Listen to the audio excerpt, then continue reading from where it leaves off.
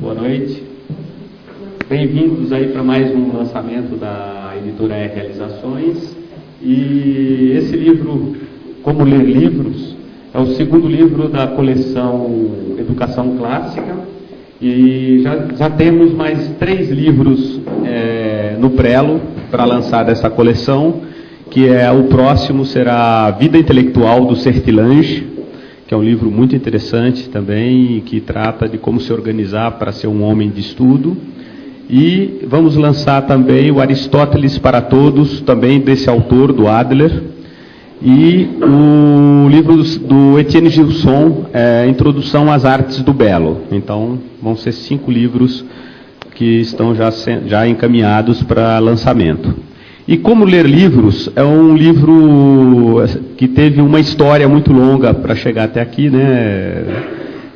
Hoje ele está materializado aí nesse livro. Tivemos 2 tradutores que eu gostaria de agradecer, o Eduardo Wolff, que está presente aqui, e o Pedro Sete Câmara, do Rio de Janeiro, que não pôde estar presente, mas que mandou aí uma boa palestra para todos, né? E mandou um abraço para todo mundo. Falei com ele agora à tarde. Então, e tivemos o prefácio do José Muniz Nasser, que eu considero a pessoa mais autorizada no Brasil a falar sobre esse livro, porque não só ele conhece muito bem esse livro, como ele pratica isso com seus alunos. Quer dizer, ele dá há muitos anos já um curso com estudo dos clássicos, com essas obras que o próprio Adler relaciona aí como obras fundamentais para entender a civilização ocidental, e o Munir, ele é a pessoa que faz isso já há muitos anos, com várias turmas, em vários estados. E em São Paulo nós temos o curso dele, inclusive amanhã, vamos estudar As Ilusões Perdidas do Balzac. E, bem, o Munir também iniciou com a gente aqui, nessa coleção Educação Clássica, com a palestra do Trivium.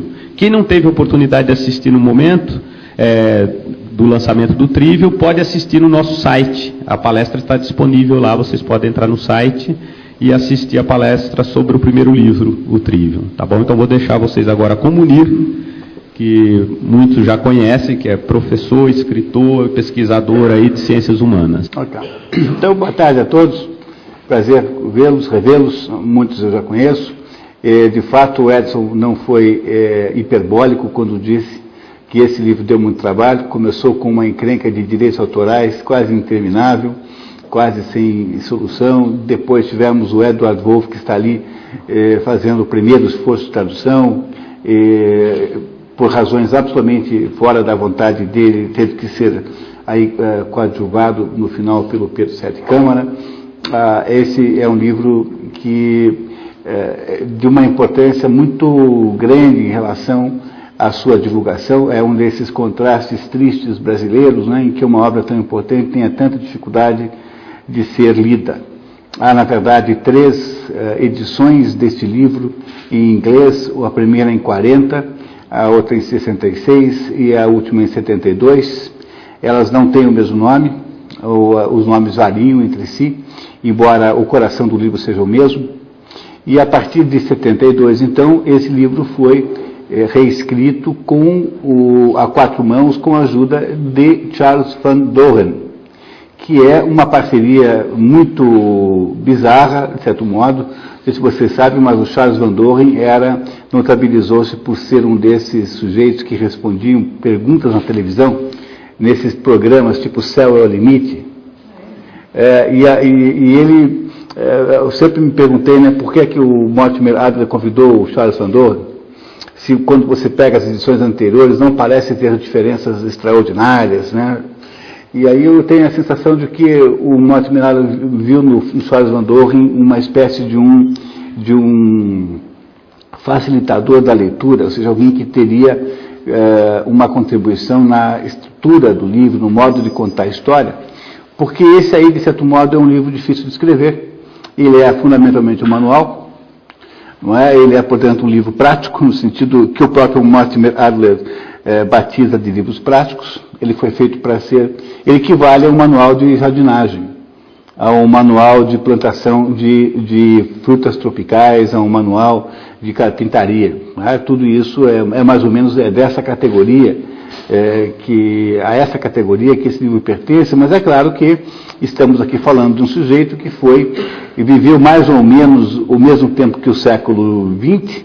Ele tem uma biografia, ele nasce logo no início do século e vai morrer no início do século XXI, viveu quase 100 anos, e durante esse tempo todo, Mortimer Adler dedicou-se de um modo até mesmo, podemos dizer, obsessivo, à ideia de recuperar a verdadeira cultura nos Estados Unidos, coisa que ele julgava que era muito grave, problema que ele julgava gravíssimo, e obviamente só o fazia porque não tinha a menor ideia do Brasil. Né? Quer dizer, se ele tivesse qualquer espécie de ideia sobre o Brasil, né, ficaria muito surpreendido com o que nós temos aqui, porque aqui a nossa, digamos, o nosso quadro patológico de deterioração da verdadeira cultura é muito maior, muito maior. Ele achava que precisava renovar os currículos universitários para que eles pudessem refletir melhor os clássicos, sobretudo os princípios aristotélicos e tomistas. Quase convenceu, ou melhor, convenceu o reitor da Universidade de Chicago, Robert Hutchins, a fazer três experiências que foram as três obstaculizadas pela inércia acadêmica, pela dificuldade que tem o mundo acadêmico de aceitar qualquer volta a isso.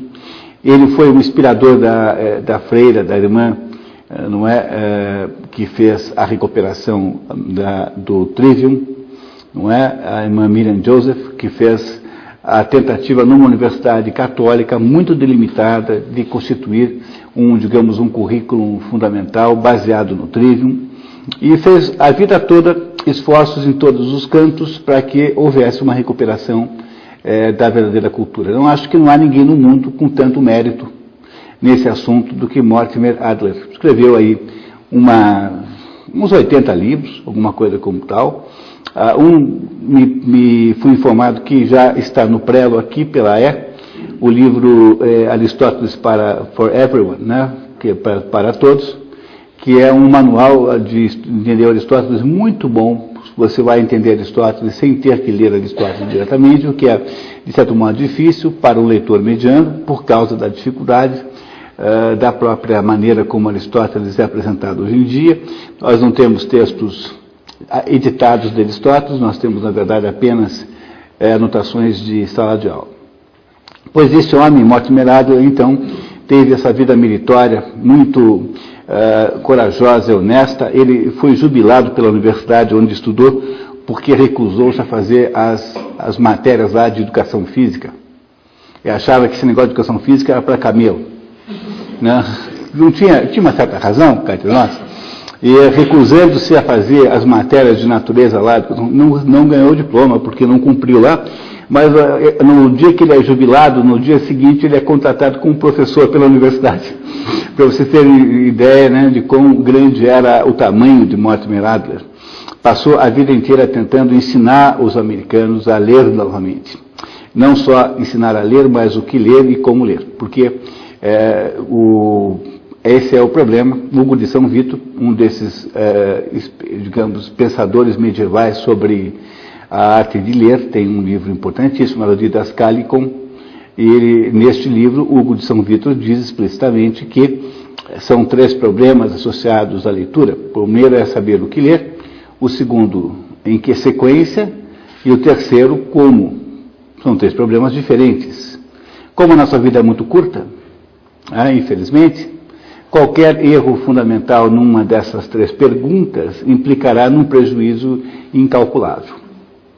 Portanto, quanto mais a gente tem na vida, logo no início, alguma orientação nisso, é melhor, porque a gente fará aí, né, um percurso mais econômico frente a essa multidão de livros. Né? A verdade pura e simples é que a maioria dos livros que estão em torno de nós não vale nada. Ou vale muito pouco, não vale a sua leitura.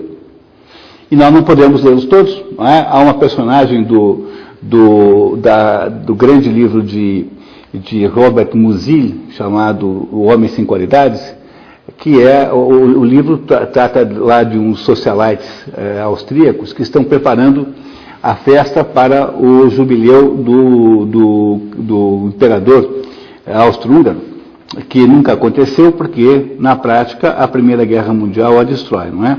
E eles se reúnem lá, então, naquelas reuniões, naquelas residências muito ricas, e são um grupo de intelectuais que tem aquela conversa intelectual, e tem lá um representante do exército, que é o general Bodenwehr, o nome do general. Então, os nomes são todos engraçados, assim, em alemão. E esse general, então, percebe-se rapidamente fora daquele ambiente, porque ele não conhece aquelas referências todas que são ditas ali, e ele então resolve montar um plano, de fato faz isso, monta um plano, não é? Um plano militar, passa dias fazendo isso, para ir à Biblioteca Central de Viena e ler todos os 3 milhões de livros que estão lá dentro acumulados lá, não é isso? E, obviamente, que isso não é possível. Na prática é preciso fazer uma seleção enorme. Essa seleção, ou seja, o que ler, é de todas as partes a mais divertida. Eu, fosse você, eu jamais entregaria a outra pessoa a tarefa de fazê-la, porque a descoberta da sua própria seleção é uma fonte de prazer intelectual incomparável. Conseguir, então, descobrir quais são os livros que você deve ler.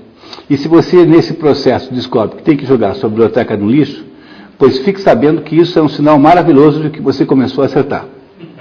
Não é? Na hora que você descobre que você tem que jogar o Fritjof Capra no lixo, olha, esse é um dos maiores sintomas, dos mais interessantes de que você começou a acertar, é quando você percebe que o Capra não é alguma coisa que você deva ler, por exemplo. Não vale a pena, né? A não ser que você seja especialista em psicopatologia literária, aí é outra coisa.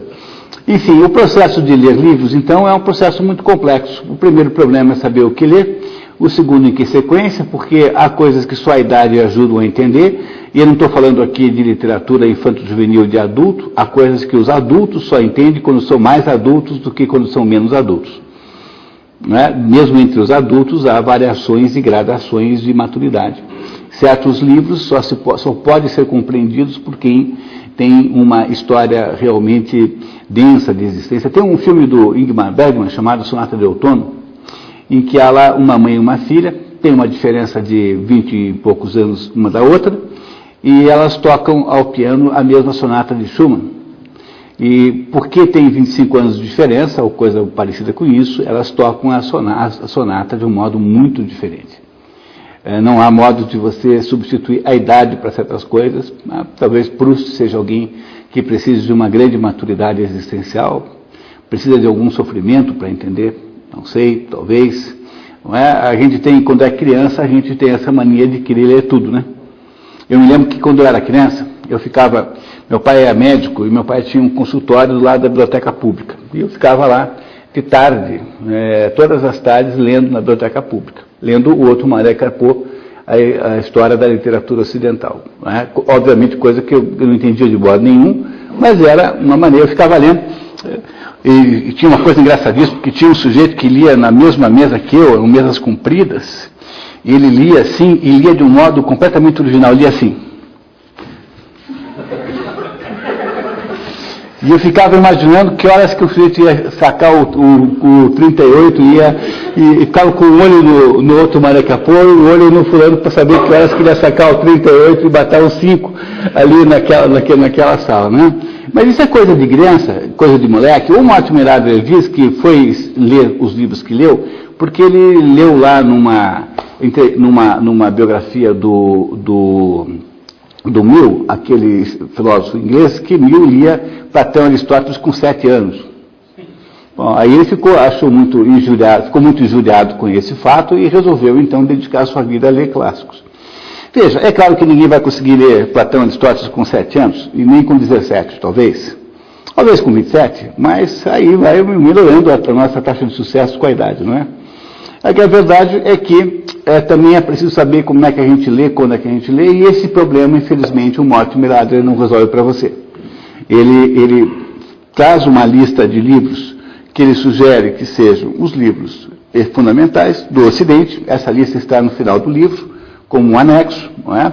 Esta lista está parcialmente também reproduzida no conteúdo da grande enciclopédia chamada Great Books of the Western World, editada pela Enciclopédia Britânica, sob orientação editorial de Mortimer Adler, que não tem todos os livros que estão aqui citados no fim, mas tem uma boa parte. E a terceira coisa que faz por você Mortimer Adler, quer dizer, a primeira é dizer o que ler, embora você sempre deve saber que isso é uma decisão pessoal que você não deve entregar ninguém mais para tomar por você. A sequência é uma coisa, da sequência ele não trata, não lida com a sequência. A sequência talvez seja apenas aprendida por um dolorosíssimo autoaprendizado que você vai percebendo que alguns livros dependiam de outros. Não é? E o terceiro problema que você tem aí, dessa vez resolvido em parte por Mortimer Adler, é o problema de saber como é que se lê livros. Porque, no fundo, todo mundo sabe ler, de alguma maneira. O problema é saber se você sabe ler e em que profundidade. Não é? Para entender um pouquinho melhor esse problema, é lembrar que o padre Saint-Ange, esse padre que escreveu o livro La Vie Intellectuelle, que está agora sendo traduzido pela primeira vez no Brasil, veja, um autor do século XIX, que pela primeira vez é traduzido no Brasil, porque há uma edição portuguesa, que eu tenho, aliás, faço menções bibliográficas a ela no prefácio, é uma edição portuguesa, quer dizer, Portugal cá entre nós, Portugal é uma pequena sociedade frente à nossa, quer dizer, Portugal tem uma das sociedades mais meritórias que existe. Eu tenho uma enorme admiração por Portugal, adoro, por exemplo, os Lusíadas, acho uma coisa extraordinária, mas é uma vergonha a gente não ter feito isso ainda, no século XXI, só agora que os brasileiros conseguiram traduzir, graças aqui a conseguiram traduzir La Vie Intellectuelle de Sertiange, A.D. Sertiange. E Sertiange diz que há 4 tipos de leitura. Há a leitura de entretenimento, que é para passar o tempo. Essa leitura está em franca decadência, porque ela foi substituída pela televisão, pela novela. Antigamente todo mundo tinha biblioteca em casa, vocês podem lembrar disso, basta vocês consultarem sua memória. Todo mundo tinha biblioteca, talvez porque as casas fossem maiores também, também tinha essa característica, mas, sobretudo, havia lá, por exemplo, eu cresci, passei a minha vida inteirinha cercado de livros. A minha mãe, a minha avó, a minha família leram a vida todinha. E liam que livros? Liam livros que eram, mais ou menos, aí destinados a passar o tempo. São livros para entreter. Esse tipo de leitura caracteriza-se por uma certa superficialidade. Eu sempre digo que essa leitura para passar o tempo é a leitura que vale a um patinador patinando sobre o gelo. Um patinador daqueles do Holiday on Ice. Não é isso? Aliás, uma das coisas mais perigosas do mundo é você morrer e ressuscitar como patinador do Holiday on Ice. Deve ter poucos destinos tão cruéis como esse. Tem os guizos pregados assim na lateral da cal. O segundo tipo de leitura que se pode ter é a leitura que Sertiange diz que é de informação, aquela leitura que durante toda a história da humanidade confundiu-se com a leitura do jornal. Você lê o jornal para obter informações, talvez hoje em dia a leitura equivalente seja a da internet. Quando você entra lá para saber isso ou aquilo sobre o tempo, sobre o que é que vai abrir e fechar em São Paulo por causa do futebol, esse tipo de leitura. Há um terceiro tipo de leitura para Sertiange, que é a leitura espiritual, a leitura, digamos, de devoção, que é aquela associada com aspectos da formação espiritual, e há o quarto tipo de leitura, que é a leitura de formação, do qual a terceira rigorosamente faz parte. Mas ele, como padre, necessariamente separa as duas, até por razões de conveniência, digamos assim, política. A leitura de formação é a leitura que Mortimer Adler quer que nós aprendamos a fazer. Mortimer Adler não está interessado em nos ensinar a leitura de entretenimento, essa leitura de patinação sobre a obra. A leitura de formação, ao contrário, necessariamente se parece mais com uma pesquisa geológica. Alguma perfuração no solo é preciso fazer, porque o veio onde está o conteúdo que nos interessa, está lá embaixo e tem que ser descoberto com um pouco de esforço de pesquisa, um pouco de esforço de pesquisa geológica. É isso que Mortimer Adler nos ensina a fazer, por meio de sugestões práticas preciosíssimas que vão desde o modo como você risca o livro. É muito difícil ler um livro sem riscá-lo. É claro que riscar um livro é um ato de quase que religioso. É preciso fazê-lo primeiro com lápis mole, para que possa ser apagado, 5B para cima, nada abaixo de 5B. Não é? É preciso criar um código de anotações. É muito difícil você ler um livro sem riscá-lo, porque o livro só te conta alguma coisa quando você conversa com ele. O livro é uma espécie de ser vivo, é como se fosse um professor. A diferença é que é um professor estático e passivo. É preciso, portanto, que você crie uma conversa, que você tenha, digamos, a iniciativa de falar com o livro. E como é que se fala com o livro? Você conversa com ele, faz perguntas para o livro, faz interpelações, faz debates. É claro que Mortimer Adler não diz para você fazer isso na primeira vez, logo de cara. É preciso ter um pouco de cuidado para não ficar discutindo com o livro de primeira, porque você não conseguirá muito progresso assim. A velocidade da leitura diminuirá muito, e esta é a razão pela qual Mortimer Adler diz que a leitura correta faz-se em 4 etapas. A primeira etapa é uma etapa de mera identificação do livro da sua natureza, ou seja, você toma consciência do que livro é aquele. A segunda é uma etapa em que você vai do começo ao fim, mesmo sem entender muito pouco. É preciso não criar cemitérios de livros em volta da sua cama e em volta da sua mesa de trabalho, porque o hábito de não ir até o fim dos livros, vão ficando difíceis, é um hábito muito ruim, de acordo com Mortimer Adler, porque você, em vez de ir até o fim e entender alguma coisa, você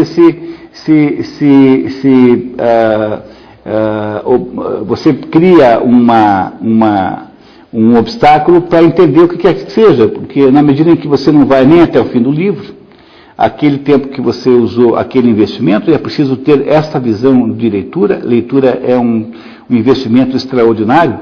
Não sei se vocês percebem como o tempo é curto. Leitura é alguma coisa que dá trabalho, não pode ser muito acelerada. Em vez de leitura dinâmica, é preciso a gente ter a leitura lenta, como aquele negócio do fast food e do slow food. Não sei se vocês sabem, mas há um movimento no mundo chamado slow food, que é um movimento para você parar de comer feito um desesperado, alguém que está à frente, à beira da morte, e comer devagar com todos os componentes de deleite da comida. Pois a leitura é mais ou menos assim. A velocidade certa de leitura é aquela que compreende, que possibilita a compreensão, de acordo com o livro, dependendo do livro. A leitura é lentíssima. Bom, se nós temos uma visão apenas de burocrática de terminar o livro, então essa leitura torna-se, digamos assim, apenas uma formalidade. E se for apenas uma formalidade, não serve para nada, porque no fundo, o que nós temos que fazer é incorporar o conteúdo do livro na nossa consciência. O nome disso é cultura. Cultura, no sentido ciceroniano da palavra, no sentido que Cícero estabeleceu, é mais ou menos assim. Do mesmo modo que nós cultivamos a terra, obtemos dela frutos que não estariam presentes caso nós não cuidássemos disso, nós temos que também cultivar o espírito. Essa comparação é Cícero, não é minha, e é a comparação certa para entender o que seja cultura. Cultura é um processo de beneficiamento do espírito, que é permanente, como é no caso da terra também, é para a vida toda, é impossível parar. Nesse sentido de cultura, enquanto beneficiamento do espírito, não é? A velocidade da leitura fica subordinada à necessidade de entender o que você está lendo de verdade.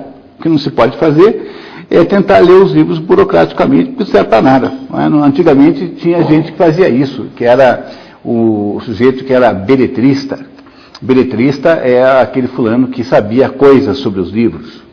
Eram assim, personalidades que frequentavam as festas dos bem pensantes, né? Ou dos livre pensadores, as festas sobretudo da alta, quando o Claude Lévi-Strauss escreveu, aliás, um livro imprescindível para ler para entender o Brasil, é Tristes Trópicos. Não sei se vocês já leram, mas Tristes Tópicos faz comentários extraordinários sobre a inteligência paulistana que Claude Lévi-Strauss conheceu em 1934, quando esteve aqui como professor da USP, logo no início da USP é de 32. Em 1934 foi aberta aqui a cadeira de antropologia, ou coisa que valesse a isso.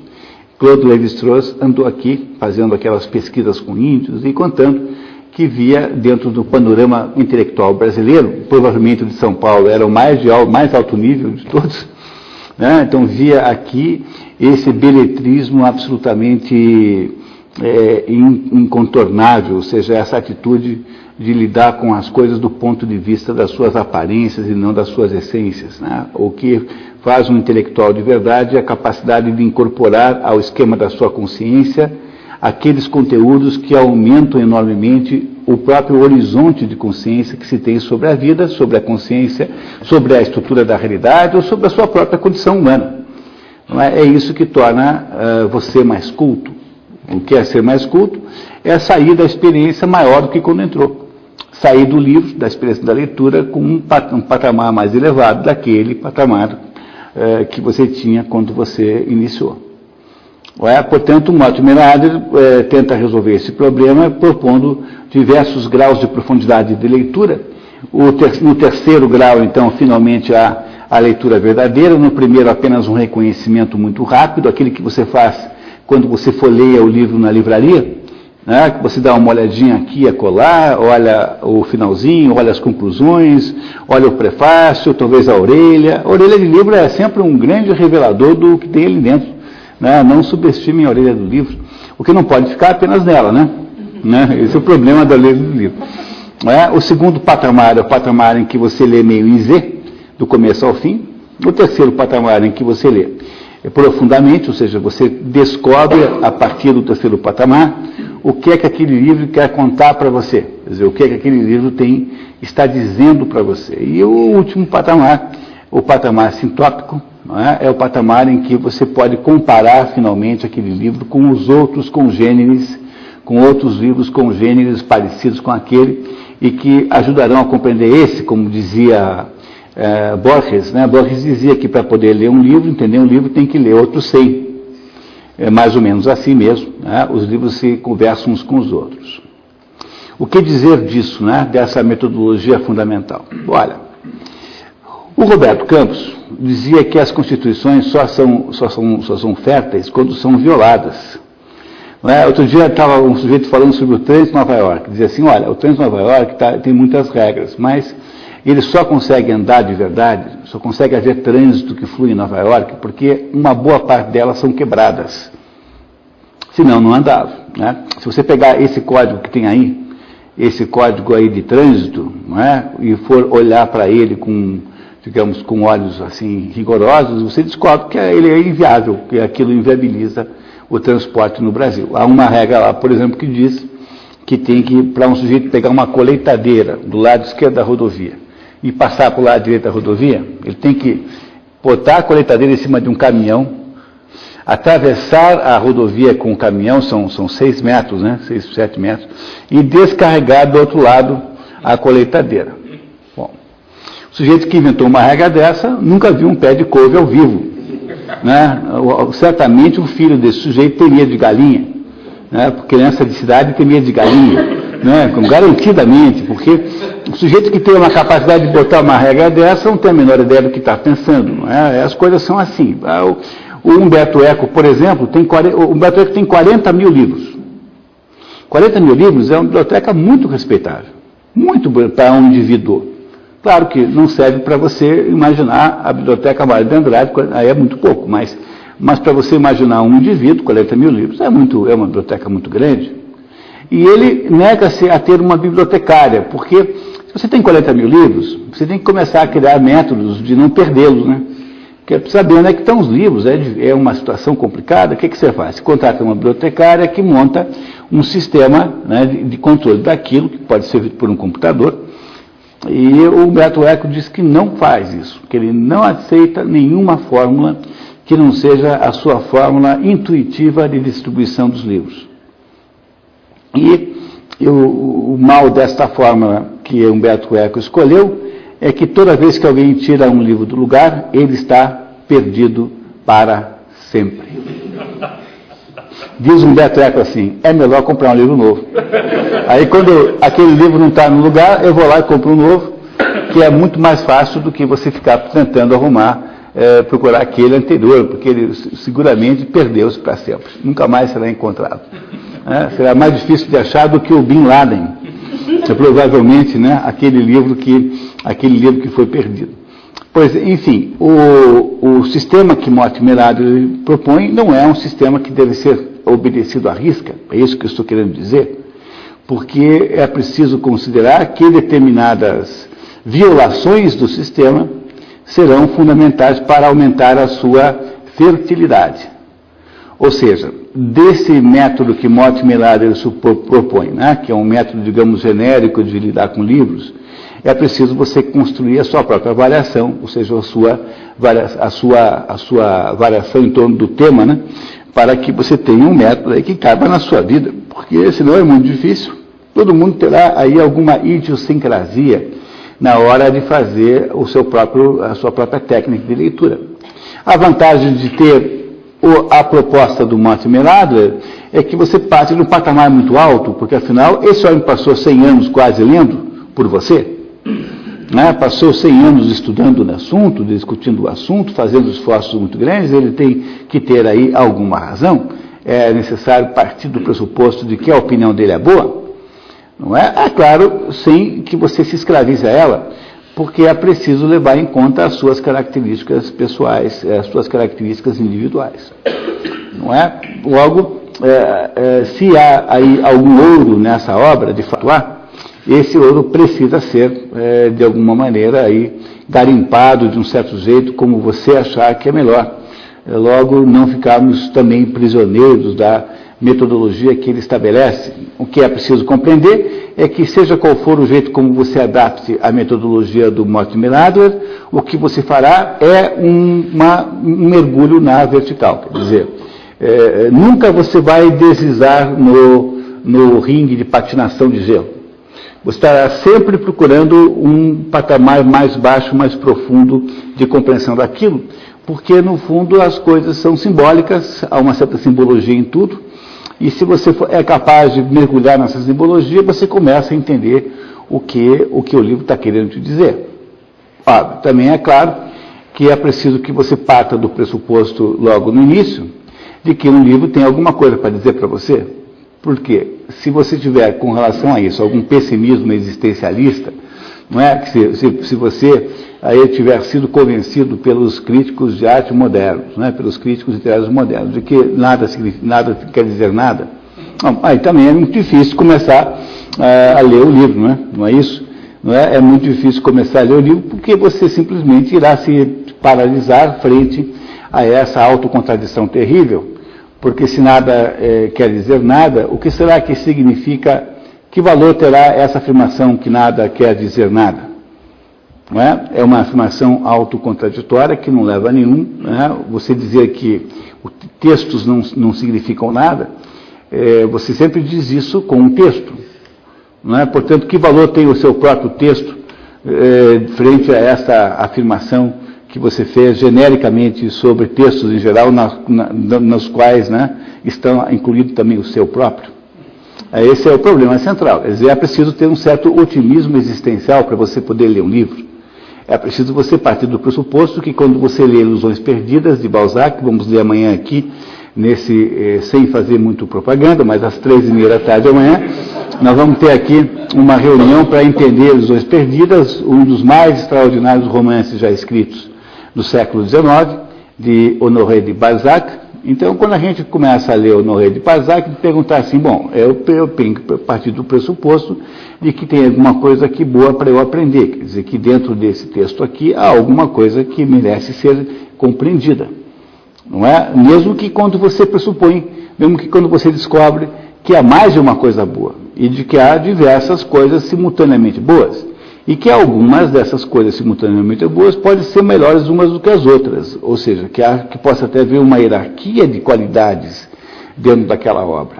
Mas se você parte pessimisticamente da ideia de que o livro não significa nada, Qualquer passo seguinte é completamente desnecessário, né, porque você já entregou os pontos aí nesse pessimismo da sua existência. Não há mais por que fazer isso. O melhor é dedicar-se a atividades esportivas, né, não é isso?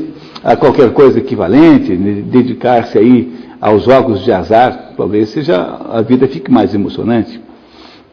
Portanto, a principal coisa que é preciso compreender sobre Mortimer Adler é que a metodologia de prospecção geológica que ele faz para que nós possamos fazer esse mergulho no interior da obra é uma metodologia que indica os caminhos grandes, as grandes avenidas, mas ela não indica a geografia dos botecos que estão ao longo dessas grandes avenidas. Quer dizer, você pode fazer esta viagem com maiores ou menores interrupções conforme as suas idiosincrasias pessoais, com as suas características pessoais. Não é? No entanto, partir daí é uma coisa importantíssima e fundamental.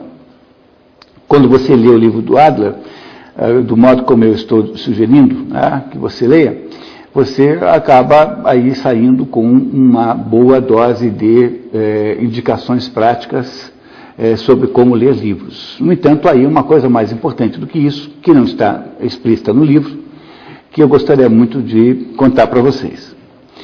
O sistema de Adler é um sistema matricial. No fundo, ele diz assim, olha, você tem 4 níveis de leitura, 4 graus de profundidade diferentes, não é? Sendo que o último, o tal do sintópico, em grego, sintopos, significa em vários lugares diferentes, ou seja, é o grau de leitura profissional, digamos, de um acadêmico, teoricamente, de alguém que estaria fazendo uma pesquisa multifocal, né, de um certo livro, como deveria ser o trabalho de um acadêmico.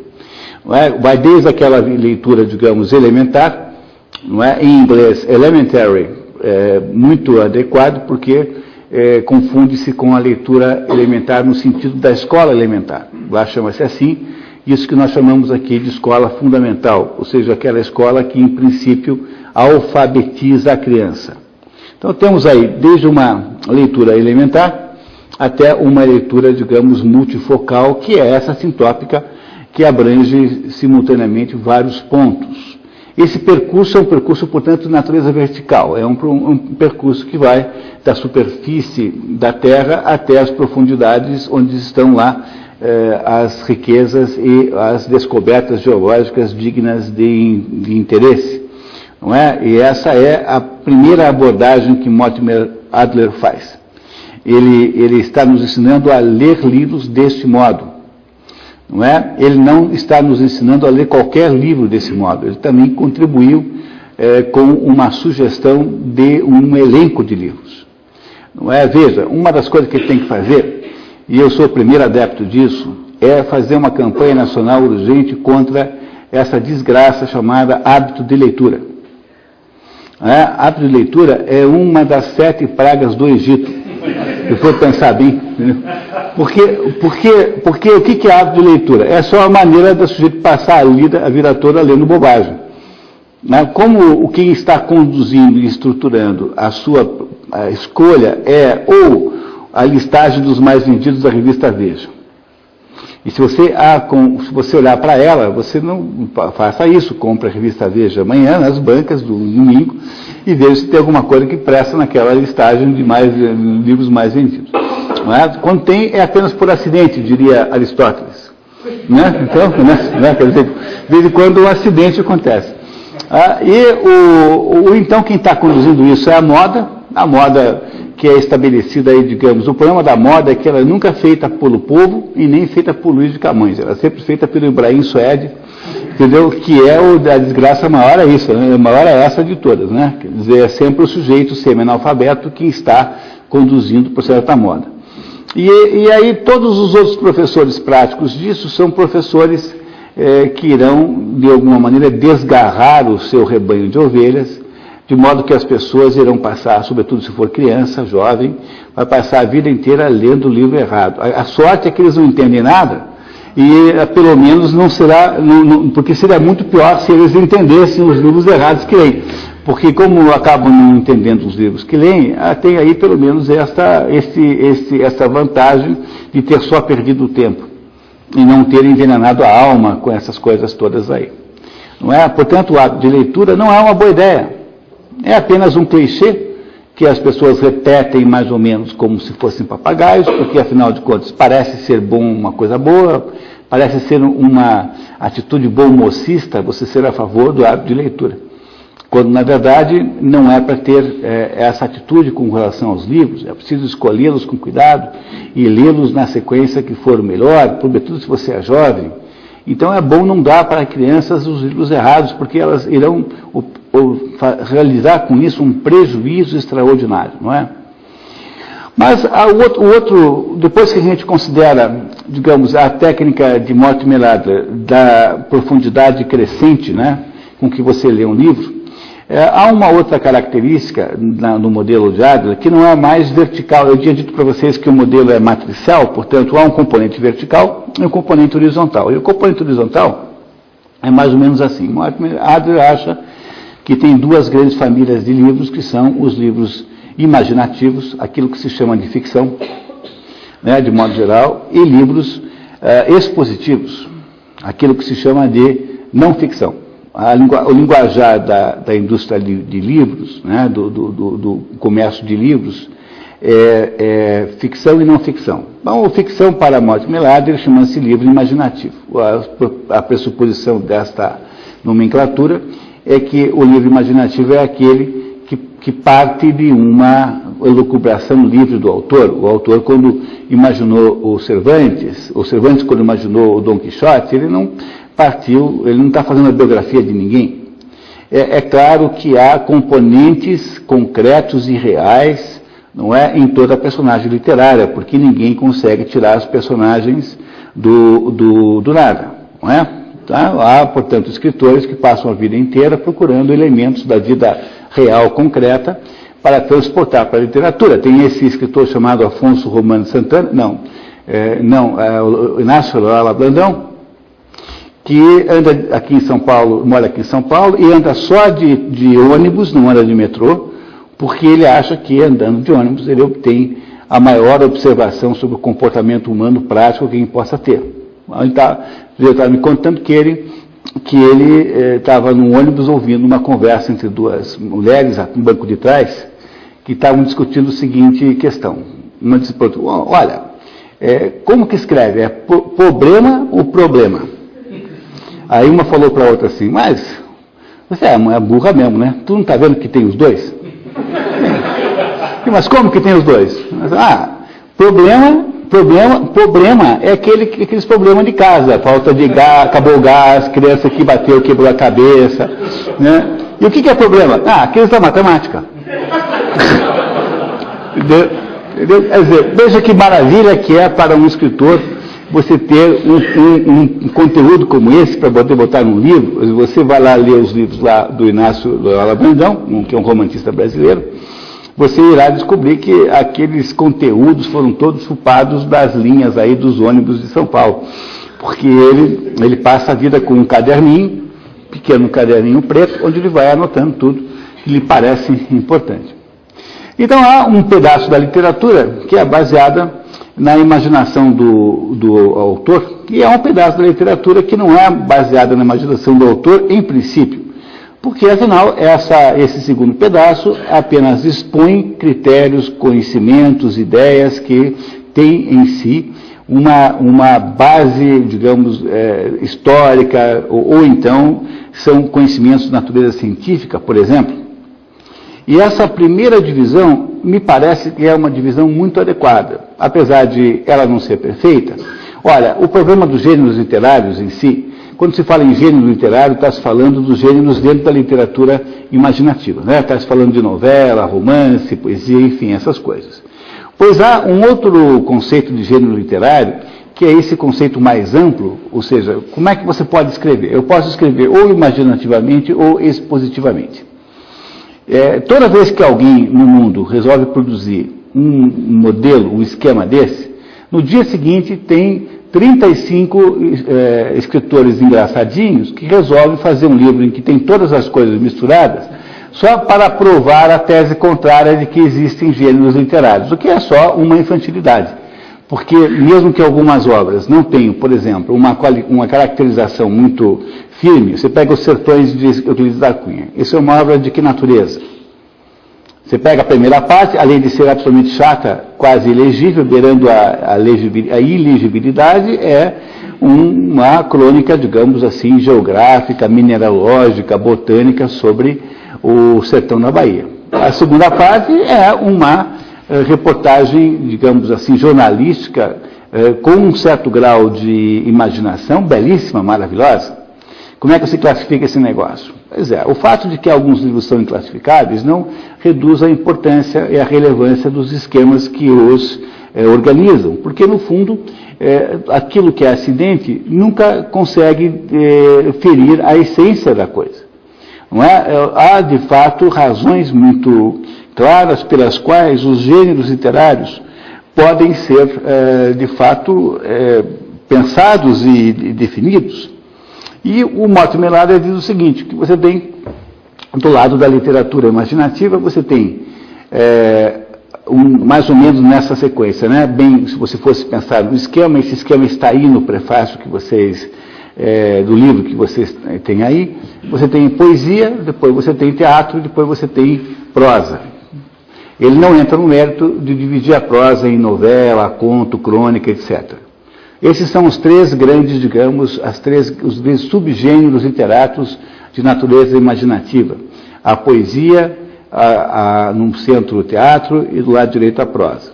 Do lado direito, né, do lado esquerdo, do nosso esquema, do meu lado esquerdo, nós temos então a literatura expositiva, que é constituída por dois grandes ramos. A primeira é o ramo prático, onde estão os manuais de jardinagem, e o segundo, o ramo teórico.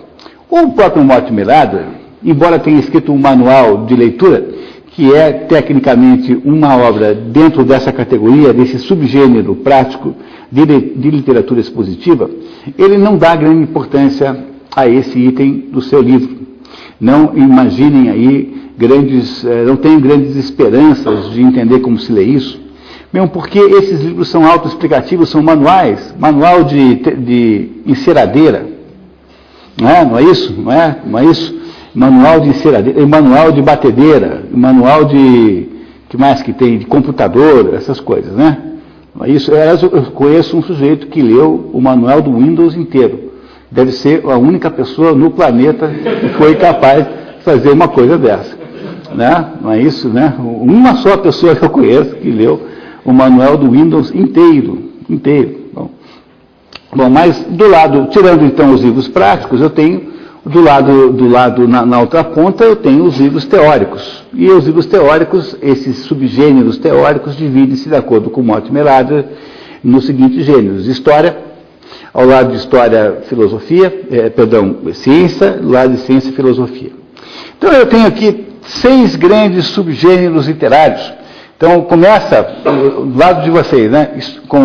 Aqui no ramo, né? Aqui nessa ramagem que é ficcional, portanto, de natureza imaginativa. Eu tenho poesia, teatro e prosa.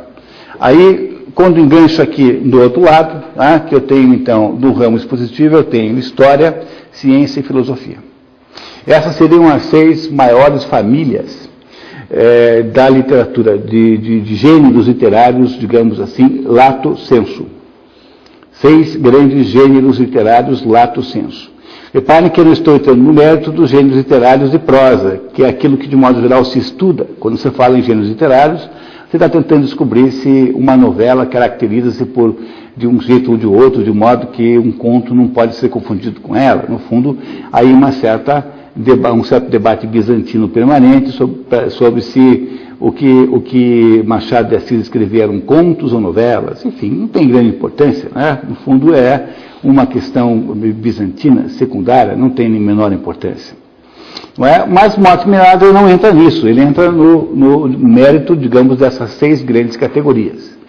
E aí, quando a gente olha para essas 6 grandes categorias, embora elas não, isso que eu esteja dizendo para vocês aqui, não esteja implícito, não esteja explícito no texto, embora esteja implícito de alguma maneira no modo como ele nos conta, há aqui alguma coisa que está muito próxima do ouro. E eu gostaria muito que vocês compreendessem isso, porque é isso que torna esse livro tão importante quanto ele é. Não é? Então, reparem, né? Então, olhando sempre para aquela sequência, poesia, teatro, prosa, ou melhor, prosa geral, depois história, depois ciência, depois filosofia. Quando eu olho para esse negócio, quando eu olho assim para essa sequência, como se isso fosse, por exemplo, aqui assim, nesse desenho que eu estou olhando aqui, eu tenho a sensação de que é uma mutabilidade na natureza dessas 6 coisas que se esgota por si mesma. Mas quando eu pego esse negócio aqui e faço assim, ó, quando eu olho isso não mais como uma espécie de figura no plano, e começo a olhar para isso como se fosse um ciclo que está escondido porque as pontas não estão unidas, eu passo a ter uma visibilidade inacreditável dessas seis, digamos, naturezas literárias. Por que eu posso fazer isso? Porque do começo eu tenho lá a poesia, bem no primeiro canto. A poesia o que é? A poesia é uma forma literária especialíssima, não é? De que Aristóteles, na Poética, diz ser mais filosófica do que a história. Então, dentro do livro A Poética de Aristóteles, que é o primeiro livro de crítica literária que há no mundo, é o primeiro grande livro de teoria literária que se conhece, que foi preservado, é a Poética de Aristóteles. Diz assim Aristóteles lá: olha, a poesia é mais filosófica do que a história. Por quê? Porque a poesia lida com o genérico, enquanto que a história lida com o específico. Há alguma coisa, portanto, a partir da própria observação de Aristóteles, que nos faz prestar atenção em poesia, porque ela é, obviamente, diferente da prosa, não é dúvida nenhuma. Mas há alguma coisa nela que nós precisamos prestar atenção. Eu já vou contar para vocês o que é, se vocês acompanharem comigo o raciocínio a partir daí. Porque sem ainda fecharmos a compreensão do que seja poesia, quando você passa para teatro, você faz uma espécie de evolução do conceito de poesia. Não sei se vocês sabiam, mas o teatro, durante toda a história da humanidade, foi teatro rimado, né? O teatro sempre foi rimado. Quando é que o teatro passou a ser um teatro em linguagem natural? No século XX, em alguns lugares. Você pega, mesmo no Brasil, você pega aí esses teatrólogos mais tradicionais, como Ariano Suassuna, você pega o João Cabral de Melo e Neto, fazem poesia rimada. Né? É Nelson Rodrigues, mais ou menos, quem cria a ideia do teatro naturalista. Naturalista aqui, entendo, por favor, no sentido de um teatro que usa uma linguagem cotidiana, que uma pessoa falaria na esquina. Mas você pega Shakespeare é poesia o tempo todo, você pega os gregos, são todos poetas, você chama Eurípides, Sófocles e Ésquilo, né, na ordem inversa, você os chama os 3 de poetas, não é? Você chama Ésquilo de poeta. Você pega Racine, pega Molière, pega todo o teatro clássico francês, ele é todo rimado. Ou seja, o teatro tem uma vinculação profunda com a poesia, só perdeu modernamente por razões mais ou menos acidentais, mas ele é historicamente poesia, teatro é poesia. Não é? No entanto, ele já é uma poesia de transição, porque já é uma poesia que vai adentrando mais ou menos no terreno da prosa, que é um terreno em si próprio muito diferente da poesia, porque a prosa é muito concreta. Não é? A prosa é aquele território da contação de uma história que é contada numa certa sequência cronológica, com personagens específicas, ou seja, a prosa produz um tipo de criatura literária diferente da poesia. Não é? A prosa é muito menos reflexiva, ela é muito mais autoexplicativa do que a poesia, que exige que haja aí a interferência de algum imaginário. A prosa é muito menos, porque eu sou capaz de escrever. Quando Balzac escreve lá a vida do Lucien Rubempré, ele faz isso com todas. Nós não temos que imaginar muito, a gente apenas imagina como um diretor de teatro pega aquele livro e transforma no roteiro. Ele não tem que imaginar o que é que Balzac está querendo dizer quando diz que Rubempré é ambicioso. Porque nós sabemos que a ambição de Rubempré está tipificada por aquela outra atitude concretíssima. Não é? A prosa, portanto, dá muito menos trabalho para o leitor, um leitor de poesia é um leitor muito especial. Eu tenho muito apreço por quem consegue ler poesia bem. Eu tenho dificuldades enormes, para ser bem sincero, né? E muito maiores ainda para fazer qualquer espécie de poesia. Aliás, a única vez que eu fiz uma poesia, eu só consegui rimar anão com caminhão. o que é, embora seja muito pouco, percebam que é muito intrigante. Anão com caminhão é uma rima intrigante, né? Tem uma certa poesia no inusitado da rima, embora seja muito ruim como forma, né, literária em si. Então, vocês perceberam aí, há alguma transição mais ou menos organizada que vai da poesia no canto esquerdo, passando pelo teatro e indo para a prosa. Quando você pula o pequeno riachinho que separa a literatura imaginativa da literatura expositiva, você dá de cara com a história, que é o primeiro subgênero do lado da literatura expositiva. Ora, percebam vocês aí que praticamente não há nenhuma espécie de contraste, porque de todos os gêneros literários, a história é aquele que mais parece com a prosa. Não é? Pensando bem, né? A estrutura de você contar a história dos maias, a história da família do Thomas Mann nos Buddenbrooks, é a mesma estrutura de você contar a história da família real brasileira. No fundo, você usa os mesmos meios. Né? O meio, digamos, literário para você contar uma história é mais ou menos o mesmo meio de contar um romance, escrever um romance. É claro que um livro de história está sujeito a regras e a exigências de natureza factual, portanto, está subordinado a fontes que têm de ser respeitadas. Mas, sob o ponto de vista literário, é muito diferente? Não, é muito parecido. É muito parecido um livro de história com um livro com um romance? Muito parecido, tanto é que há até uma fórmula de romance chamada romance histórico, inventado por Sir Walter Scott, não é? Autor daquelas histórias que você lembra muito bem, do Ivanhoe, que em inglês se chama Ivanhoe, e que aqui a gente chamava de Ivanhoe, quando tinha na televisão um seriadinho desse negócio, não é? Rob Roy, são todas histórias com personagens históricas escocesas, que, no entanto, são romanceadas, não é? Romanceadas. A realizações está agora trabalhando a tradução do Livro Os Noivos. O Livro Os Noivos é um romance histórico. Quase não há nenhuma melhor que esse. Quer dizer, quase não há nenhum romance histórico superior ao romance Os Noivos e Promesse Sposi de Alessandro Manzoni. Um livro imprescindível, maravilhoso, e outro desses livros maltratados pelas diversas traduções equivocadas e mal feitas. Né?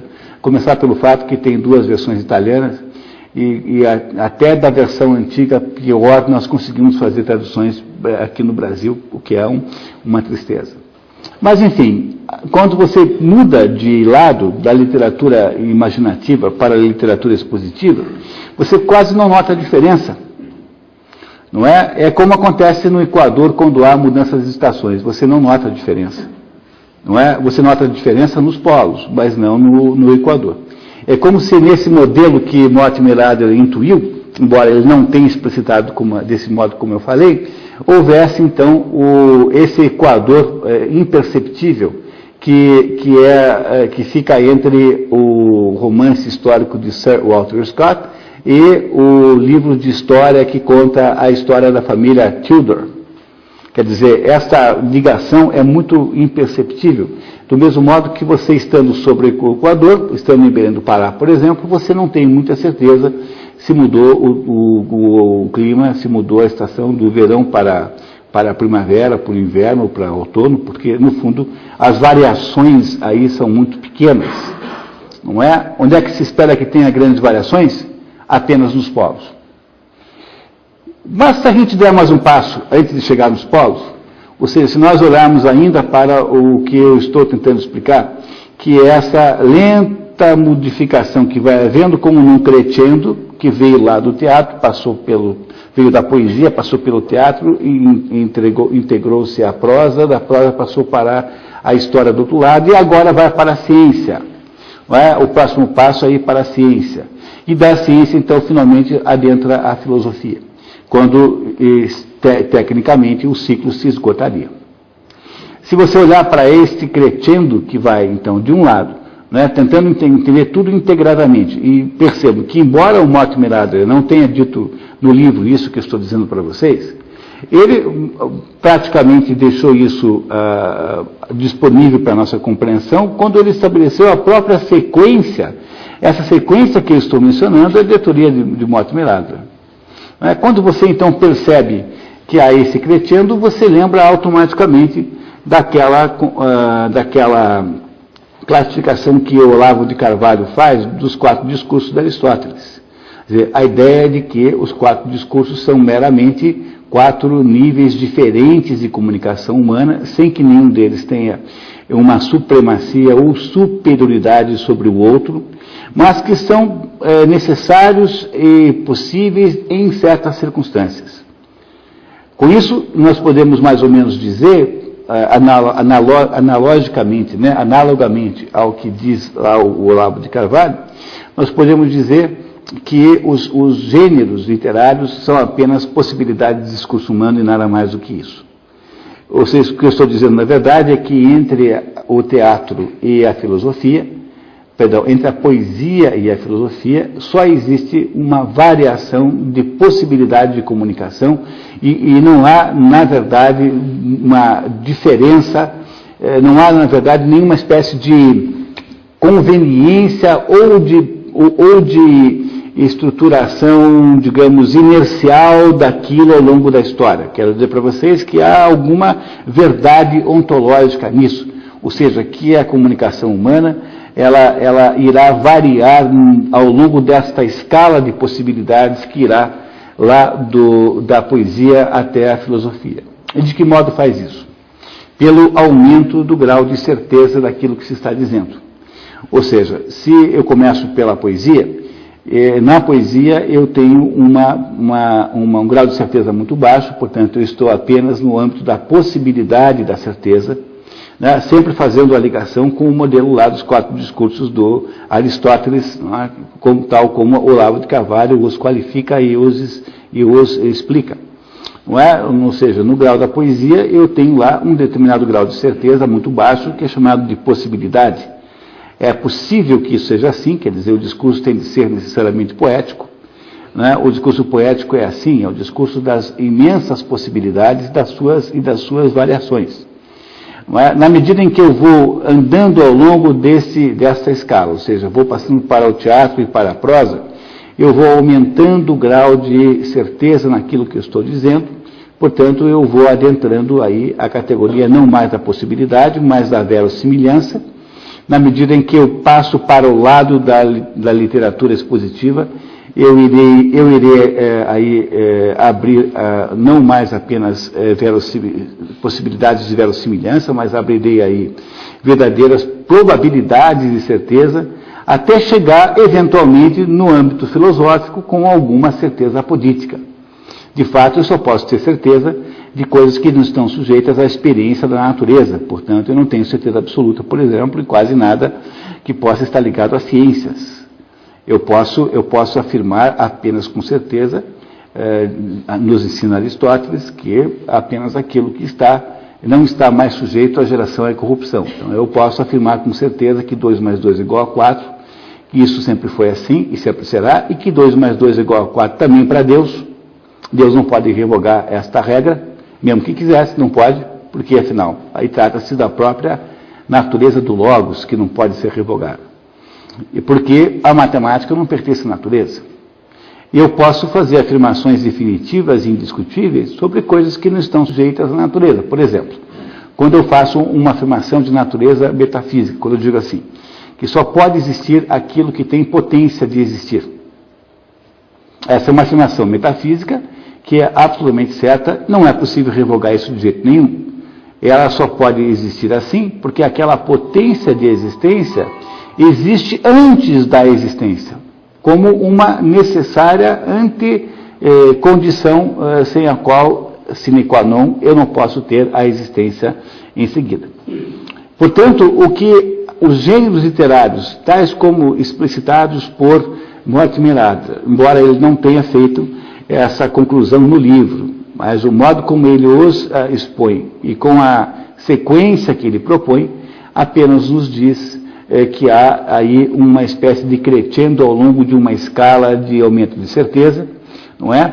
E quando eu faço finalmente aquela ligação final, em que eu junto a poesia com a filosofia no final, porque a poesia é o início, a filosofia é o final, eu descubro que aí, nesse ponto, eu tenho um salto de qualidade extraordinário, porque aí não estou mais falando do Equador, onde a percepção de mudança é muito pequena, mas aí é como se a filosofia chegasse num ponto em que estivessem esgotadas todas as possibilidades de explicação e automaticamente, como de uma maneira incoercível, eu pulasse para o âmbito poético. Ou seja, quando a filosofia acaba, só é possível usar a imaginação.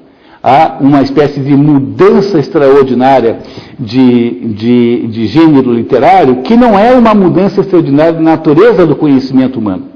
Porque, em última análise, em última circunstância, tudo isso que nós chamamos de conhecimento humano é sempre de natureza mito-poética.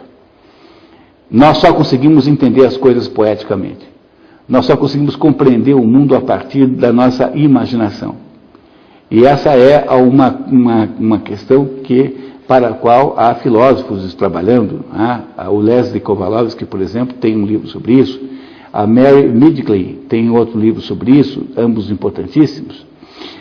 Não é possível compreender nenhum dado científico, nenhum dado filosófico que não seja através da imaginação. O processo é todo ele uma espécie de círculo interminável, em que da imaginação eu procuro elementos nos quais me agarrar, elementos cada vez mais concretos, que têm um certo limite, a partir do qual eu não consigo mais me agarrar em coisa nenhuma, e quando finalmente eu chego no alto da árvore, eu só consigo me atirar lá de cima no abismo das possibilidades poéticas, porque não há modo de continuar subindo, a não ser pela entrega da existência humana à mais absoluta e a mais aberta e mais generosa entrega às possibilidades da imaginação. O que Mortimer Adler faz aí, sem ter compreendido bem que tenha feito isso, porque às vezes é assim mesmo, não é? Às vezes é assim mesmo, ele faz simplesmente esta fotografia, esta radiografia das possibilidades de conhecimento humano pelo seu sequenciamento de gêneros literários. Cada patamar de conhecimento humano, de alguma maneira, estabelece um grau de profundidade possível, não é? E aí você começa a lidar com a matriz adleriana, que é uma matriz que estabelece essa variação de possibilidades de conhecimento humano nos seus diversos graus de profundidade. Quando você aumenta o grau de profundidade, quando você anda ao longo desta escala do poético para o científico e para o filosófico, de alguma maneira, aí já há um aumento da potência de aprofundamento. É como se o próprio andar produzisse um aprofundamento maior, mas sem que você possa atravessar, sem que você possa transpor um certo limiar intransponível para a existência humana e tenha que, de modo, novamente, tenha que pular no abismo da poesia. Não tem outro jeito. É isso que Mortimer Adler deixa implícito nesse livro, que vocês fariam muito bem em ter e ler, porque é uma das obras mais interessantes para quem está interessado em construir aí uma verdadeira vida intelectual. Portanto, quando você considera esses dois elementos, tem aí nas mãos de vocês um maior livro escrito sobre a arte de ler, apenas sobre a arte de ler, porque a vida intelectual tem outros elementos, é claro, né? A arte de ler no sentido em que ela se confunde com a arte de estudar, não é? Ler e estudar é a mesma coisa, ou seja, ler para a formação é mais ou menos isso que eu estou aqui descrevendo. Mortimer Adler está interessado em nos ensinar esse tesouro que está aqui implícito nesse livro aqui, Como Ler Livros, agora finalmente bem traduzido, porque How to Read a Book, traduzido por Como Ler um Livro, que é o nome da última tradução deste livro, me parece soa um pouco como anglicismo, né? Não parece muito português, né? How to read a book, de fato, como ler um livro, parece inglês mal traduzido, aquilo que se chamaria de anglicismo. Como ler livros parece muito melhor, me parece muito melhor traduzido, mais bem traduzido do que a tradução anterior, do que o nome anterior. Muito bem. Temos aí uns minutinhos com as perguntas, ou já passamos muito do tempo, imagino? Não é? Pois não. O senhor foi bastante claro, seria uma palestra muito edificante. Platão e Aristóteles, eles são essencialistas. A primeira pergunta é uma provocação. O senhor acha que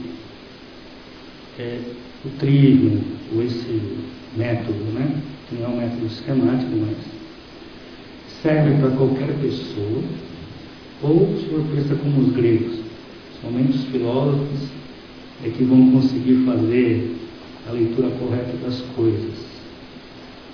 E uma segunda pergunta, se esse encontro da poesia com a filosofia, se a fenomenologia ela dá conta desse encontro. Okay. Então, o que eu acho é o seguinte: o trivium é 90% platônico e o quadrivium é 90% aristotélico. Então, se você fosse buscar dentro digamos, as origens genéticas de um e de outro, você vai encontrar todo o trivium de Platão, a maior parte do trivium de Platão e a maior parte do quadrivium. Desculpe o contrário, tá? Perdão, vocês troquem o contrário, né? O trivium é aristotélico e o quadrivium é platônico.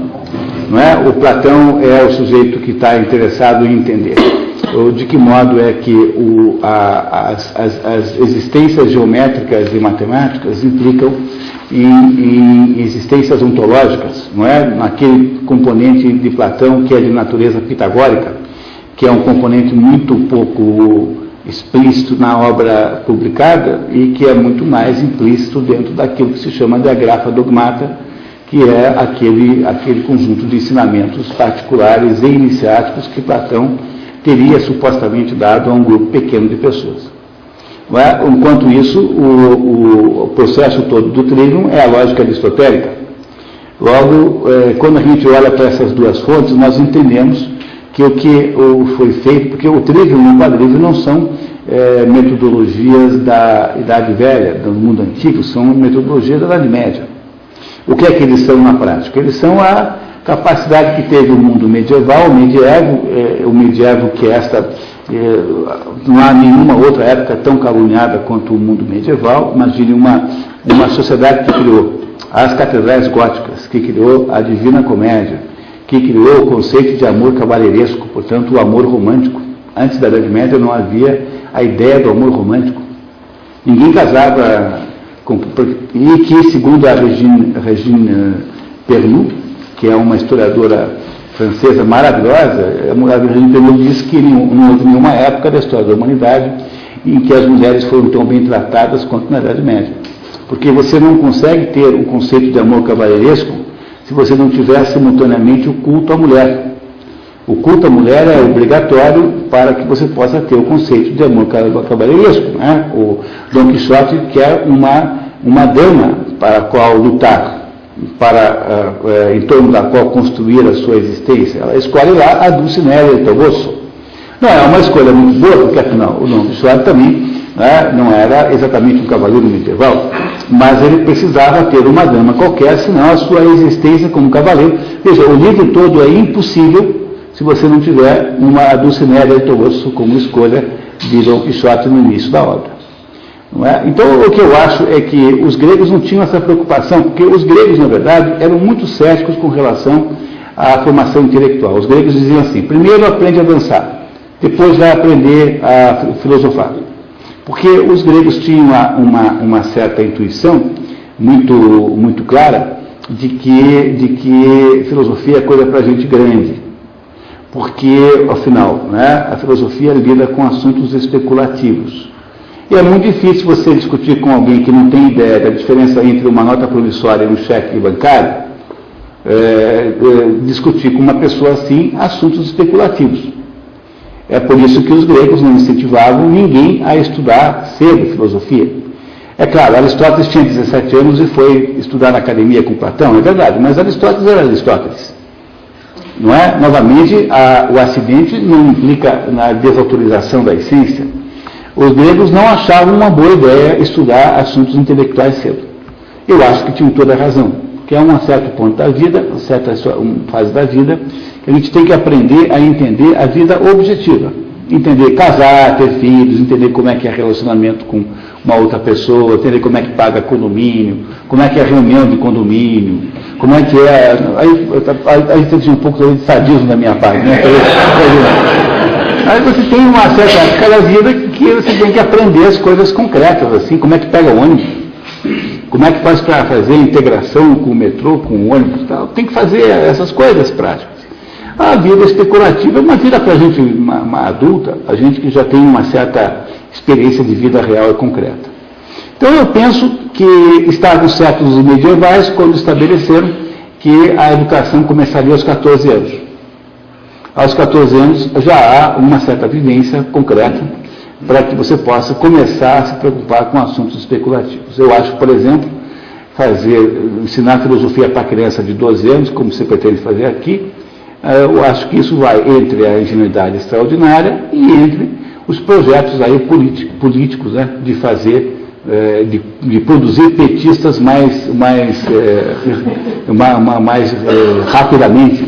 Só pode ser essa a explicação, porque não é possível que isso tenha algum cabimento. Não tem professor para ensinar nada a não ser petismo. A ideia de que há uma filosofia do pobre e a filosofia do rico. Então vamos ensinar para vocês as dos pobres. É uma coisa de uma miséria tão grande assim que é até desgostoso comentar. Tão triste que é isso tudo. Com relação a se há uma ligação fenomênica entre a poesia e a filosofia, me parece completamente garantida. Porque não é que eu esteja mencionando Nietzsche. Nietzsche, você pega Nietzsche, por exemplo, é um sujeito muito mais poeta do que filósofo, né? Se Nietzsche tivesse sido apenas um escritor, seria talvez o maior escritor em língua alemã de todos os tempos. Não é? Nietzsche escreve por aforismos, ele não tem, com exceção de 1 ou 2 livros, como O Nascimento da Tragédia, por exemplo, ele não tem livros de filosofia com formato filosófico, digamos, que já era a regra no século XIX, no final do século XIX, quando ele viveu. Já não podia escrever filosofia assim, aforisticamente. Ninguém mais escreve filosofia com diálogos, por exemplo, exceto o Mário Ferreira dos Santos, que fez um outro diálogo, mas um ou outro só. Não é? Há hoje um autor novo, como é o nome de Maria Cecília? Não é? Há um filósofo muito interessante, Peter Crift, um filósofo americano muito interessante, vocês devem prestar atenção nele, que faz livros de filosofia em forma de diálogo platônico. Discute assuntos filosóficos em diálogo platônico. É muito bom. Não deixem de prestar atenção nesse Peter Crift. Tem de primeira qualidade. Bom, mas eu acho que no Brasil tem uma outra obra só. Né? Não tenho certeza. Então, o que me parece é que, se você olha para a forma em si, não, né? A forma em si não, porque as formas mais ou menos são impostas pela história daquele tipo de discurso. Então a academia vai modelar e moldar a forma acadêmica. Não é? Esse livro aqui não pode ser feito muito diferente disso, porque isso não estaria de acordo com o modo como um editor enxerga um livro desse tipo aqui, não é? Enquanto a filosofia, enquanto a poesia é obviamente muito mais livre, tem muito mais possibilidades de expressão. Mas quando você entra no mérito do conteúdo dessas duas coisas, não é? Pega, por exemplo, Aristóteles. Quer ver o exemplo melhor de todos? Aristóteles trabalhou a vida inteira para produzir a maior obra filosófica da história da humanidade. A maior obra de Aristóteles chama-se a Metafísica. Não porque seja em si, é um livro magnífico sobre todos os aspectos, mas ele é a maior obra porque Aristóteles chegou à conclusão de que a existência, de que o mundo divide-se em coisas sujeitas à geração e corrupção, portanto, genericamente à modificação, à mudança, e há coisas que não estão sujeitas à mudança, e que as que não estão sujeitas à mudança são, de alguma maneira, superiores às coisas sujeitas à mudança. Não é? Esse conceito, portanto, de filosofia primeira, Aristóteles nunca falou em metafísica, metafísica é uma expressão posterior, não é? A ideia de que há uma filosofia primeira capaz de entender aquilo que não muda, sendo isso superior àquilo que muda, ou seja, aquela filosofia capaz de entender as coisas que mudam. Essa filosofia capaz de entender as coisas que mudam passou a ter o nome de física. Física no sentido grego da palavra, ou seja, physis como natureza. A filosofia da natureza, não física no sentido moderno, mas no sentido aristotélico, a filosofia da natureza é a filosofia física, é aquilo que os cientistas hoje em dia dizem que fazem, né? Se apropriaram disso. E diz Aristóteles que fica como o conhecimento mais alto e mais extraordinário, o conhecimento daquilo que não muda por natureza, aquilo que está acima da geração e da corrupção. Não é? Isso que se chamaria modernamente de metafísica, sem que essa seja uma expressão aristotélica em si própria, apesar de que o livro chama assim, no mundo moderno, em todas as línguas. Pois Aristóteles, tentando entender, portanto, esse mundo que não muda, chega à conclusão de que há necessariamente uma existência divina, aquilo que se chama de motor inicial, entre outros argumentos, porque cuidado, não é apenas esse. Aristóteles, então, tentando entender aquilo que não muda, já que há uma das 4 causas aristotélicas, causa eficiente ou motora, tem de estar presente, há de haver, então, um motor inicial. E esse motor inicial é alguma coisa que fez o mundo progredir, fez o mundo existir. Mas Aristóteles não consegue chamar Deus a esse motor inicial, porque pela própria regras filosóficas que ele construiu, ele só consegue atribuir a Deus o status de motor, de causa final. Causa final é uma das 4 causas também, é aquela para a qual todas as coisas tendem. Aristóteles então chega à conclusão de que Deus é aquilo para que tudo converge, mas Deus não é aquilo que cria todas as coisas. Quando você olha para essa conclusão, o maior filósofo da história, o mais inteligente que já apareceu sobre o planeta, não é? Quase pode-se falar isso de Aristóteles, né? Eu gosto muito de Platão também, aliás, eu não tenho nenhum problema entre esses dois. Nas segundas, quartas e sextas eu sou platônico, e terças, quintas e sábados eu sou aristotélico. Não tenho nenhum problema com isso. Acho uma absoluta falta de assunto e alguém ficar criando essa briga, né? Alimentando essa briga, que é uma besteira, né? Não é isso? Ou seja, Aristóteles chega no final da sua filosofia, no último minuto, digamos assim, quase que à beira da morte. É claro que a gente não sabe bem quais são as datas, né? Mas é como se Aristóteles chegasse no final da vida e ele tem um problema para resolver, que é o problema absolutamente poético. É esta, digamos, inconsistência extraordinária que ele descobre entre a existência de Deus como objeto da existência de todas as coisas, mas não claramente como formação de todas as coisas. O conceito de Limurgo só aparece em Platão, né? E ainda com muito pouca ênfase. Não é? Portanto, se você for pegar toda a grande filosofia, no seu esquema mais alto, acaba diluindo-se em poesia. Sabe por quê? Porque ela é obrigada necessariamente a abrir as fronteiras daquilo que ela pensa, porque os esquemas filosóficos fechados são todos ideologias. O sujeito que tem uma explicação para o mundo fechado, como Marx, como Augusto Comte, como Hegel, todo sujeito que tem um esquema que fecha, se explica tudo, e que é capaz de abranger todo o mundo dele próprio, é apenas aquele anelzinho que como é que é, aqueles monstrinhos lá do Senhor dos Anéis, como é o nome? Quem? Não, o Senhor dos Anéis. Hobbits. Quer dizer, qual era a missão dos Hobbits? A missão dos Hobbits era queimar naquele fogo eterno aqueles anéisinhos, né? O tal do anel, para que o Sauron não tomasse conta dele. Pois esses negócios aí que explicam tudo, que são essas filosofias fechadas, nada mais são do que o anel que tem que se pedir que o Sauron tome conta. Porque quando o Sauron toma conta, ele estabelece o nazismo, estabelece o stalinismo, enfim, constrói todas as barbaridades humanas, todas no século XX, no século das luzes da tecnologia, fizemos aí a maior história de barbaridades que alguém possa conceber. Toda grande filosofia acaba em poesia, não há modo de ser diferente. E é isso que está no esquema do Mortimer Adler. É claro que não acontece assim explicitamente, mas acontece implicitamente. Se você prestar atenção, realmente você descobrirá que em Platão acontece a mesmíssima coisa. Logo, me parece que há uma convergência e também de fundo aí, sem nenhuma dúvida. Se o senhor me permite, tem duas perguntas também, mas acho que são menos complexas do que do meu amigo aqui. A primeira tem a ver com o método. O método que o Mortimer Adler propõe. Então, assim, tem lá ao final do livro uma certa quantidade de livros que se propõe que se leia. Isso. E aí nós temos aí um livro de quase, 600 páginas, dizendo como que eu devo ler esses livros. Me parece uma coisa absolutamente desproporcional. Nunca vou conseguir ler metade desses livros aplicando esse método. É que tem alguma coisa a mais que você não sabe, mas quando foi editado, porque ele pegou uma parte desses livros e conseguiu que a Enciclopédia Britânica editasse. Você compra isso nos sebos.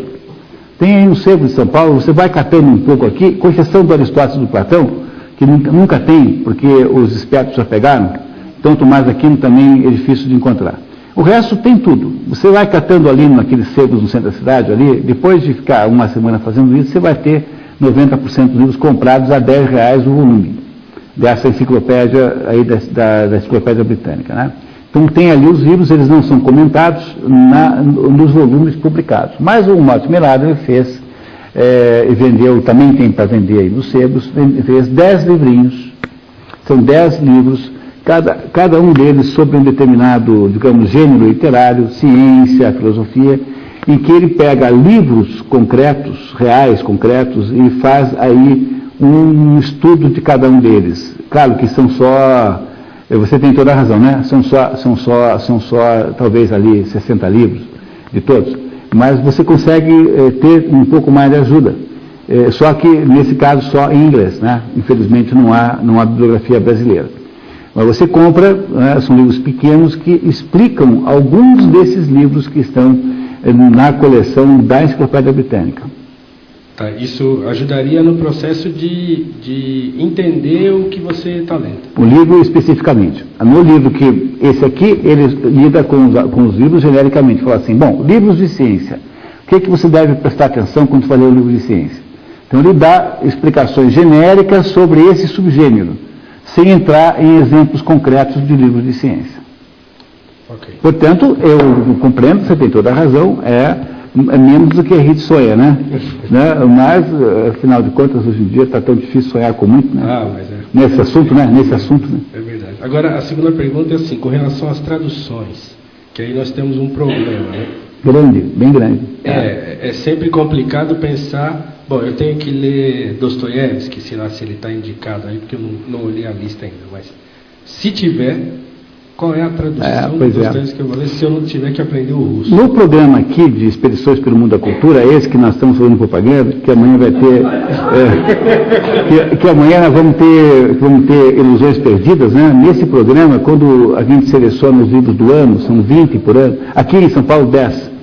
Eu entrego para o pessoal uma lista das traduções disponíveis, indicando as que são melhores. Porque no Brasil há desde falsificações grosseiras de tradução, há uma editora chamada Martin Claret, da qual você não deve comprar nenhum livro, nenhuma hipótese, nunca, de jeito nenhum, que é uma editora profissional de falsificar traduções. O pior não é que eles falsifiquem a tradução, que eles copiem de um outro. É que para fingir que eles não copiaram, eles ficam mudando palavras no meio do texto, estragando toda a tradução original, que às vezes é boa. Existem tradutoras, existe para vocês terem uma orientação, na internet há um site chamado Odeio Plágio, onde há uma lista bem completa de livros cuja tradução é duvidosa. Então, esses aí vocês já podem escapar também por aí. Não é? O Dostoiévski é um dos maiores problemas, porque Dostoiévski sempre foi traduzido do francês.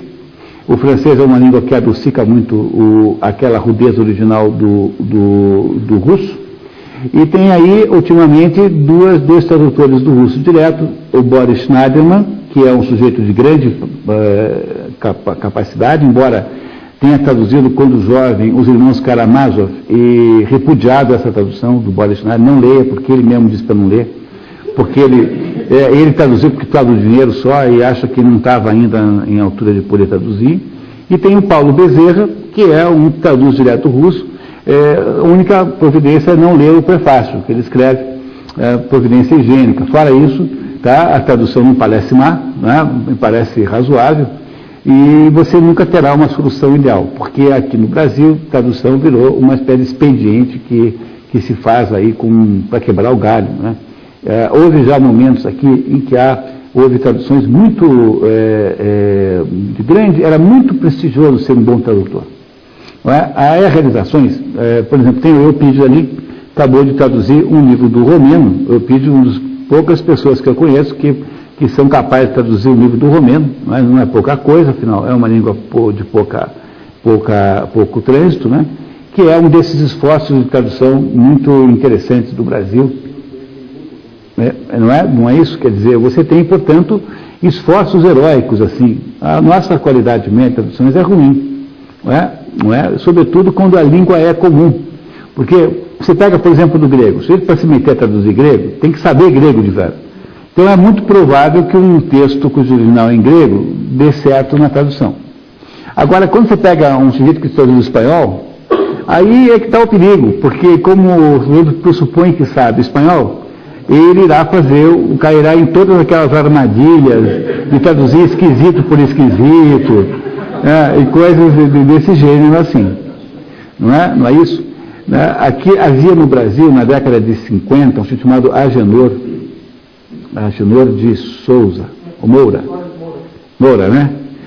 Que era especialista em pegar os livros e analisar as traduções, e tinha uma coluna no Jornal de Minas, e acho que também era aqui em São Paulo, era reproduzido também. Nossa Senhora, quando você pega aqueles comentários, o Monteiro Lobato, por exemplo, quando pega o Monteiro Lobato, não sobra duas linhas do Monteiro Lobato sem enormes problemas de tradução. Era um tradutor muito incompetente, porque era uma personalidade muito saliente, muito imperativa, assim, autoritária até, e que achava que isso resolvia o problema da qualidade, da obra em si própria. Né? Portanto, aqui nesse assunto de tradução, é um assunto para o qual é preciso ter um enorme cuidado, é um terreno minado, viu? Tem que tomar cuidado com isso. Tá certo? Nós passamos um pouco da hora, né? Eu queria muito só insistir na importância que é a biografia de Mortimer Adler para o mundo intelectual, para o século XX, um século onde nós, de modo geral, ainda estamos, né, sob um certo ponto de vista, e que vocês não percam a chance de utilizar a experiência desse homem. Muito obrigado por terem vindo e até a próxima. Obrigado. Obrigado.